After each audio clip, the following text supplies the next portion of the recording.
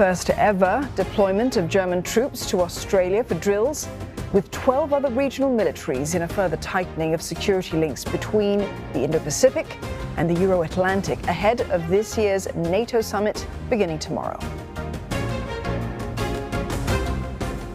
For more on this upcoming summit and Asia's presence at the meeting, we're joined by Dr Michito Tsuruoka, Associate Professor at Keio University and visiting fellow at the Australian National University. Professor, now this is not new news, it's several months old, but it has returned to the headlines because of this upcoming NATO summit and Japan's participation again for the second time. So this NATO office being opened in Tokyo, the first in Asia.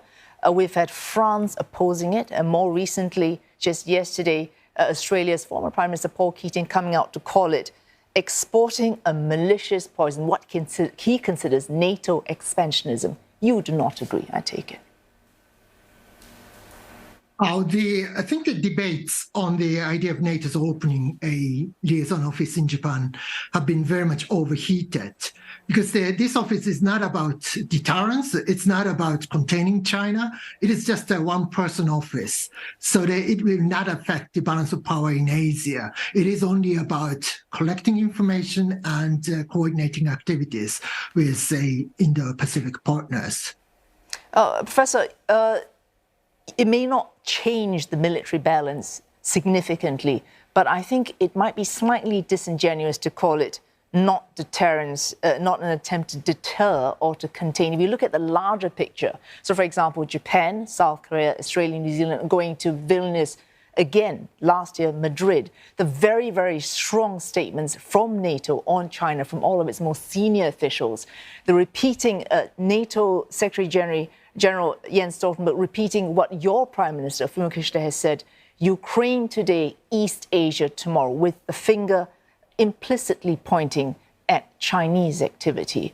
This office in itself may not mark great change, but in the larger picture, all the things we are seeing, do you not see Asia's continued or rather expanded presence in NATO as some suggestion of an attempt to deter or contain China?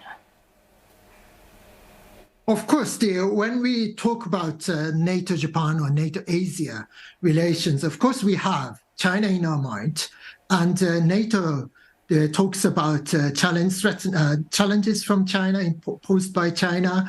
So yes, it's quite true, and also that seen from NATO, it is a new reality that Europe is affected by what takes place in Asia, which of course includes various Chinese activities in the region. So Europe now needs to pay more attention to Asia because its security and economic interests are very much at stake, and they are very much affected by Asia.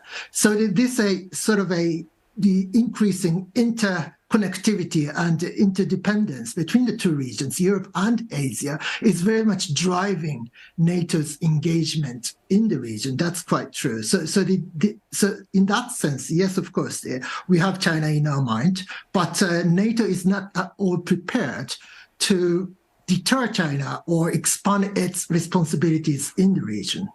Well, one of the primary functions, I suppose, or lying at the heart of NATO is mutual defense. There's no way NATO will expand mutual defense into Asia. So what kind of deterrence or containment can it ever conduct if it does not expand mutual defense into Asia? So in NATO, there's no appetite for taking more responsibility and obligation in this region.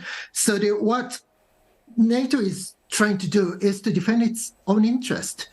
And for that purpose, NATO believes that now it needs more engagement. And seen from Asia, including Japan or Australia, it is about getting more countries on board. And this is becoming more needed, more necessary, in light of the fact that the American power is in decline, at least in relative terms. So the US allies and partners now need to cooperate more among themselves in addition to their respective alliances with the United States. And I'll pick up on that point, Professor. What Japan has been doing under the Fumio Kishida administration, picking up, I can say, from maybe Shinzo Abe in the 2010s, the idea that not just to go through the United States, but to take its own initiative. So, for example, signing defense pacts with Australia October last year, 3 months later with the UK, expanding defense agreements, expanding defense presence, attending NATO Summit.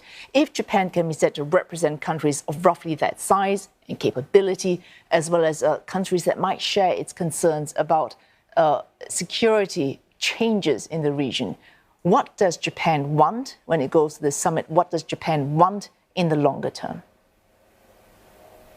Yes, former Prime Minister Abe started this process of expanding Japan's network of security and strategic partnerships with other countries in addition to the United States, alliance with the United States.